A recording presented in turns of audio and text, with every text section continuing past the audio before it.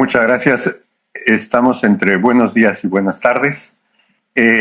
Yo, la verdad, me llevaría los 20 minutos en agradecer a todas las personas que participan en este seminario por la oportunidad de estar aquí. Pero, pues, de manera muy sucinta, quiero hacerlo al doctor Samaniego, al doctor Serna, a esta universidad, a todos los que han participado en la organización. Desde luego, un gusto especialísimo estar compartiendo la mesa con el doctor Miguel Ángel. Ya explicó él las razones.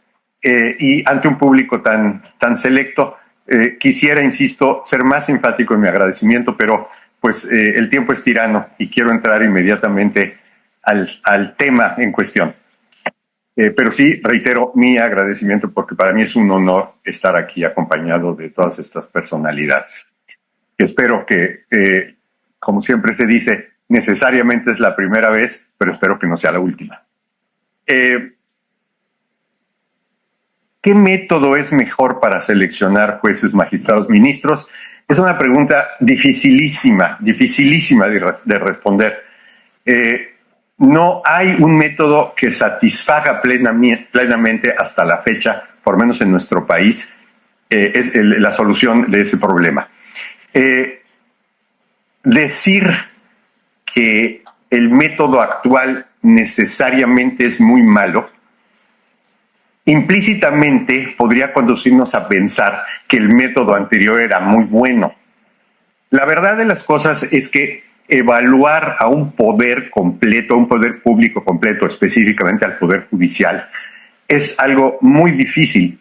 No es posible sostener que todo estuviera mal en el poder judicial o que todo estuviera bien. Sobre todo quienes hemos tenido la experiencia como ciudadanos de tratar con jueces y magistrados o que hemos sido magistrados o jueces, sabemos perfectamente bien que ha habido y seguirá habiendo jueces muy buenos, magistrados muy buenos y ministros extraordinarios, otros que cumplen medianamente su trabajo y otros que de plano no tendrían nada que estar haciendo ahí. Yo, por ejemplo, en algún momento participé en un tribunal compuesto por 5 integrantes y bueno, no quisiera dar mi opinión de manera muy específica sobre el particular, pero más o menos se ajustaría a lo que acabo de decir. Y fuimos designados a través del método anterior. Entonces, de entrada, nosotros tendríamos que diferenciar en el tema que estamos analizando entre el caso de la Suprema Corte y el resto de los integrantes del Poder Judicial, porque también entran los órganos de disciplina y los órganos de administración. Entonces, yo creo que por razones de tiempo, pues habría que quedarse por lo menos para hacer algunas consideraciones con la Suprema Corte. Y en ese sentido, quiero decirles que yo tuve la oportunidad, profesionalmente hablando, de participar de manera directísima en el proceso de reforma anterior, en el de hace 30 años.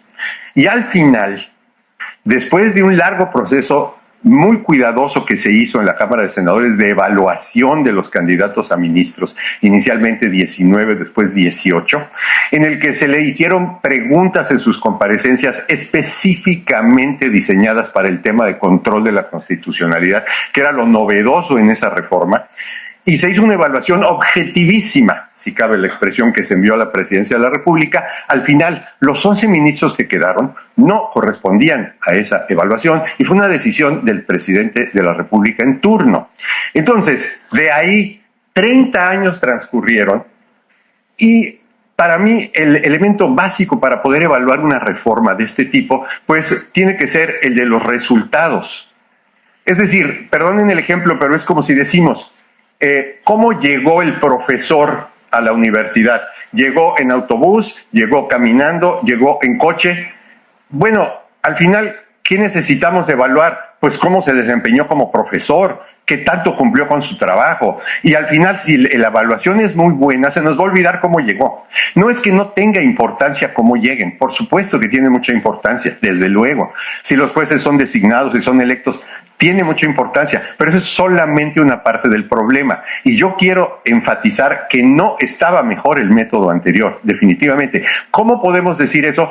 Pues los resultados. Yo quiero decirles que a los 10 años de esa reforma del 95, yo escribí un libro cuyo título lo dice todo. Un libro que pues después no circuló mucho por razones obvias. La Suprema Corte y el control de la constitucionalidad, 10 años de fallas e imprecisiones. Y era un análisis de las resoluciones y las jurisprudencias de la entonces recién renovada Suprema Corte que, bueno, no resultaba del todo favorable. Y les voy a referir dos casos muy rápidos. Alguno inclusive sigue vigente. Controversias constitucionales en contra de normas generales. ¿Qué efectos tiene la sentencia? Dice la fracción primera del artículo 105 hasta la fecha que si la impugnación la hace la federación contra un estado, contra un municipio, o un estado contra un municipio, la resolución, la sentencia tendrá efectos generales. Pero si es al revés, si un municipio contra un estado contra la federación o un estado contra la federación, entonces tendrá efectos particulares siempre y cuando se logre la votación, que entonces era de 8 votos, hoy es de 6. Bueno, ¿qué hizo la anterior Suprema Corte sobre este tipo de disposiciones? En lugar de buscar la manera de interpretar de la forma más lógica posible este tipo de reglas, lo que hizo fue reproducirlas ahora consagrándolas en jurisprudencia. Y la respectiva hasta la fecha vigente dice, los efectos de la sentencia en esos casos dependen de la categoría del órgano que impugna. O sea, que hay niveles de órganos, ¿no? O sea, categoría 1 federación, categoría 2 los estados, categoría 3 los municipios. A ver, ¿dónde estaban esos grandes expertos que fueron escogidos no por elección, sino por otro método para haber corregido semejantes cuestiones? No porque tuvieran derecho de iniciativa, pero por lo menos haberlo señalado. Jamás existió eso. Otro tanto, controversias. La federación contra un estado o municipio. ¿Quién representa a la federación? El presidente de la República. ¿Y de dónde sacas eso? Suprema Corte. Jurisprudencia. Después de haber realizado un exhaustivo estudio en la Constitución y al no haber encontrado ningún fundamento en el que se diga quién representa a la federación, es de concluirse que la representa el presidente de la República. ¿Por qué? ¿Por qué? Bueno, ahí está. Después, ese tipo de resoluciones tienen una consecuencia terrible porque entonces se modificó la Constitución y hoy exactamente es lo que dice, que a la federación la representa el presidente de la República. Por amor de Dios, la federación es una forma de organización y de distribución territorial del poder, no es una persona jurídica. Los conflictos entre órganos son eso, órganos constituidos, no territorios, no pedazos de tierra. Y eso lo seguimos teniendo en nuestra Constitución. Y si nos vamos a las acciones de inconstitucionalidad, el asunto todavía es desastroso, por decirlo menos. Y solo estoy dando rápidos ejemplos. Uno de ellos, ¿quiénes pueden impugnar leyes federales? Pues diputados federales y senadores. Muy bien. El presidente. Bueno. Pero, ¿y tratados internacionales? Nada más los senadores. ¿Por qué? Porque ellos no intervienen en el proceso es decir, los diputados no intervienen en el proceso de aprobación, no tienen interés jurídico. A ver, es control abstracto de las normas generales, no es control concreto, no es amparo. ¿Dónde están las opiniones, dónde están las sugerencias de los antiguos miembros de la Suprema Corte para decir, por favor, corrijan eso, está mal? Jamás existieron. 30 días para impugnar una norma general a través de una acción de inconstitucionalidad. ¿Por qué 30 días? Si es abstracto, la norma es general, es abstracta, es permanente, no debe haber término. Los tribunales constitucionales europeos obviamente no ponen un término para el control abstracto, a menos que sea preventivo. Este es a posteriori, no debe haber término. Si yo descubro que la norma es contraria a la Constitución, 50 días después, 3 años después o 5 años después, la debo poder impugnar. No, pero 30 días. Discúlpame, pasaron tus 30 días. ¿Por qué nunca hubo un señalamiento de los, han de haber sido como 30 ministros que pasaron por la Corte en la época anterior? ¿Por qué no hubo nunca un señalamiento? ¿Por qué? Y fueron designados, no electos.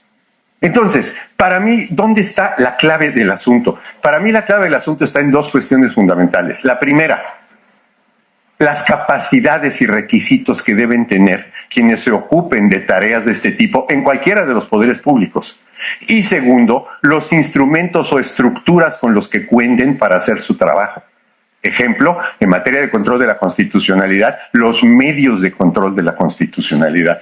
Debemos hacer una urgente, rápida modificación, reestructuración, rediseño de nuestros medios de control de la constitucionalidad, principalmente controversias y acciones, para dotar a la nueva Suprema Corte de mejores instrumentos para hacer su trabajo, para que entonces la evaluación que hagamos el día de mañana sea positiva, negativa, pero con base en esa instrumentación que tengan a la mano, a su alcance, los nuevos ministros.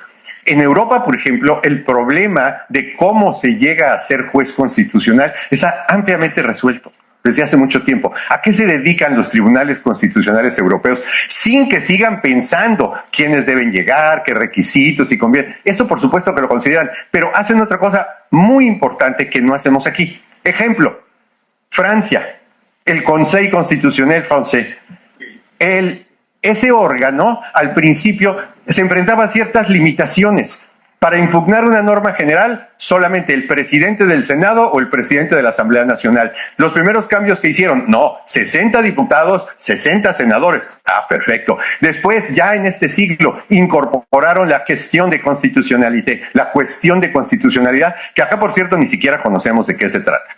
Y ellos, los franceses, inteligentemente la tomaron del Bundesverfassungsgericht alemán, dijeron, oye, esto funciona maravillosamente ahí, de la Corte Constitucional Italiana, la tomaron también, y ahora es un mejor sistema de control de la constitucionalidad el francés que lo que era antes, porque tiene mejores instrumentos para poder trabajar.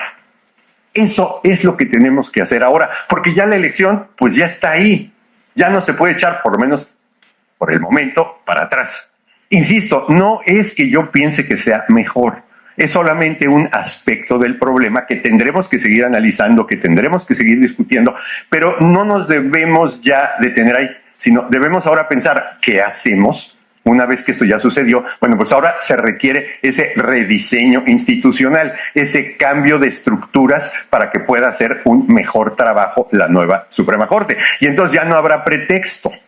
Ya no habrá pretexto, es que no tenemos las condiciones para actuar. No, ya tienes otra vez lo mejor que podías haber pedido, que es esta nueva estructura de los medios de control. Ahora, o haces un buen trabajo, o entonces ¿de qué sirvió esta reforma? Ya tendremos más elementos para evaluar. Ahora, este cambio institucional al que me refiero, no solamente se centra en el Poder Judicial, hoy es lo que nos preocupa y se va a seguir discutiendo. Yo creo que es un problema que tenemos más amplio en nuestro sistema constitucional y hasta yo diría que en nuestro sistema político. Y un problema que no es solamente teórico o académico, práctico. Yo creo que si al anterior presidente de la Suprema Corte, a la ministra, le hubieran explicado los otros colegas ministros o sus asesores la diferencia entre un jefe de Estado y un jefe de gobierno en un régimen presidencial, a lo mejor la tensión habría bajado un poquito. Y en una ceremonia de celebración de aniversario de la Constitución, ¿verdad? Oiga, es que ahí va el presidente como jefe de Estado, ¿eh? No hay ningún problema si lo saludamos en tal condición.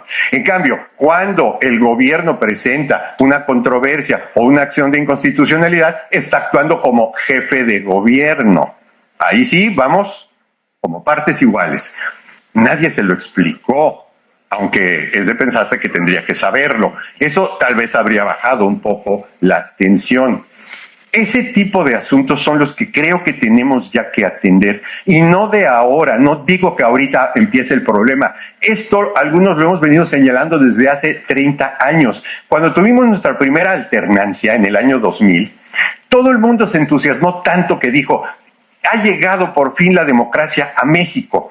Ya con esto estamos del otro lado. Y yo recuerdo, en esa época, siendo profesor en la Facultad de Ciencias Políticas, les decía, es que no se emocionen demasiado, esto solamente es una alternancia.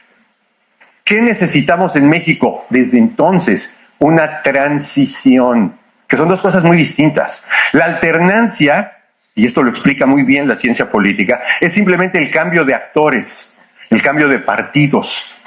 La transición es el cambio de estructuras, de instituciones. Nosotros ya pasamos por todas las alternancias posibles en 25 años y todavía seguimos pensando que hay mucho que hacer. Pues sí, porque precisamente lo que no hemos hecho es la transición. Entonces, para mí, una extraordinaria aportación que se podría hacer en este sexenio es la transición. Ahora sí, la transición. O sea, lo que suele decirse que es la transformación, que es un término mucho más abstracto. Bueno, muy bien, pues ya pasamos por un primer sexenio de alternancia, el anterior, ahora vamos al siguiente sexenio de transición. Y no solo en el ámbito del Poder Judicial, en todos los demás poderes. Ya se está hablando de una nueva reforma electoral. Bueno, muy bien, si vamos a hacer una reforma electoral, empecemos por analizar las cuestiones básicas de la teoría de los sistemas electorales. No es nada más cambiar las normas, es estudiar las estructuras electorales para saber qué cambias y qué no cambias en función de lo que quieras lograr. ¿Qué quieres lograr al hacer una reforma electoral? Y eso lo explica la teoría de los sistemas electorales. Yo sé que esta expresión es muy rara en nuestro país. Pues sí, porque en muy pocos lugares académicos se estudia la teoría de los sistemas electorales. Estudiamos mucho derecho electoral y hay toda una familia electoral, pero teoría de los sistemas electorales no. Y luego viene el poder ejecutivo. También ahí es necesario hacer un cambio institucional que implique esa transición. Y ahora es el momento de hacerlo. Ya hace mucho lo era, por eso ya no podemos esperar más. Ahora es el momento de hacerlo. Hay que diferenciar en México claramente el jefe de Estado del jefe de gobierno. Y estamos tan confundidos que imagínense, en México, con un régimen presidencial, hablamos de gobiernos de coalición. Y eso está previsto en nuestra Constitución, por amor de Dios. O sea, ahí está peor. Ni siquiera diferenciamos jefe de Estado de jefe de gobierno. Ahora no lo diferenciamos de la administración pública. Imagínense al presidente de la República, artículo 80, firmando convenios de coalición con secretarios de Estado de otros partidos. A ver cuándo se disuelve y a ver cómo distribuimos los recursos. Obviamente quien hizo eso no tenía idea de lo que estaba haciendo y lo tomó del derecho electoral. ¿Pero qué tiene que ver el derecho electoral con la institucionalización del Poder Ejecutivo? Y eso lo tenemos en nuestra Constitución. Hay más de 20, sin exagerarles, más de 20 cambios que tendríamos que hacer en nuestra Constitución ya, muchos de los cuales inclusive políticamente son inocuos. Ni siquiera tenemos ese problema o ese pretexto. Otros sí tienen mucha trascendencia política. Bueno, pero hay que hacerlo ya, porque ese cambio institucional en todos los ámbitos, que además están interconectados, nos va a permitir entender que la federación no necesita una persona que la represente. Cada poder público tiene a su representante, cada uno, no los territorios. Playa del Carmen no se pelea con Villahermosa, está dificilísimo, están muy lejos. El problema es tal vez el gobernador de Tabasco con el gobernador de Quintana Roo, que pueden entrar en conflicto. Pero eso es otra cosa. Pero imagínense, ni siquiera sabemos diferenciar eso en nuestros artículos constitucionales. Por eso, insisto, la gran propuesta que yo quiero hacer aquí, que rápido pasa el tiempo, entonces rápidamente la hago, es, número uno, ese cambio, esa transición que ya es urgente en los tres poderes, perfectamente diseñada, interconectada, y para mí, no dejo de subrayarlo, sería la gran aportación de este sexenio. O sea, tal vez no pensar en una nueva constitución, cuestiones que es sumamente compleja nada más de pensar simplemente en hacerlo, pero sí en cambios que se pueden ir haciendo, todavía hay tiempo suficiente, que vayan cubriendo esas fallas, esos errores y supliendo esas carencias constitucionales que aún tenemos. Ahora, ¿qué podemos hacer académicamente? Lamentablemente, si alguien escribe un libro, si alguien da una conferencia en lo individual, pues no pasa de ser una buena opinión, algo agradable y listo. Pero yo creo que si hay una cohesión, una estructura tan importante como la que aquí se ha demostrado a través de instituciones, de colegios, de institutos, yo creo que si pensáramos en un trabajo conjunto, cuidadosamente hecho y muy bien fundamentado, que pudiéramos como académicos en forma organizada llevar ante nuestros poderes públicos, haríamos una gran contribución, una gran contribución. Nunca faltan los contactos para hacerlo y los caminos para hacerlo. Y entonces, a la hora de entregárselos, pues no solamente habremos cumplido con algo práctico que se derive de nuestros estudios y nuestras investigaciones, sino también de alguna manera estaremos haciendo una invitación directa a quienes tienen la capacidad de decisión para reaccionar y decir, a ver, señores ministros, aquí trae este conjunto de constitucionalistas todos estos señalamientos, ayúdenos en su condición de ministros para que en el Poder Legislativo nos escuchen, o ustedes mismos plantéenlo. Nada de eso pasó hace 30 años, tristemente. Y lo peor es que alguien diría, nadie lo dijo, nadie lo hizo. Por supuesto, en la academia hemos venido señalando en distintos tonos y en distintos ámbitos todo lo que se tiene que hacer. Y sin embargo, ¿qué hicieron los anteriores ministros designados? Nada, sobre eso nada. Y ya no se diga en el momento de la crisis. Ahí, bueno, pues ya la situación fue, ya no sé qué hacer, me estoy ahogando. Y se ahogaron. Y se ahogaron. Entonces, hombre, yo creo que hay que ponderar todo eso. Al final, el paciente, el alumno, que es la sociedad, cuando tenga resultados positivos, cuando la evaluación sea favorable, ya no se va a preocupar mucho cómo llegó el profesor. Si fue caminando, si fue en autobús o si fue en coche. Va a decir, gracias por traerme a ese profesor. Capacidad e instrumentos para trabajar. Esos son los dos aspectos clave para resolver los problemas. Entonces, yo dejo ahí este esbozo de propuesta para que trabajemos con esa perspectiva. Además de todo lo que hacemos, que es importantísimo, a lo mejor pensar en eso. Vamos pensando en avanzar propuestas, en presentar proyectos concretos. A ver qué nos dicen. Nuestra parte estará hecha. Muchas gracias. Gracias. Muchas gracias al doctor Miguel Jovian Andrade. Y a continuación vamos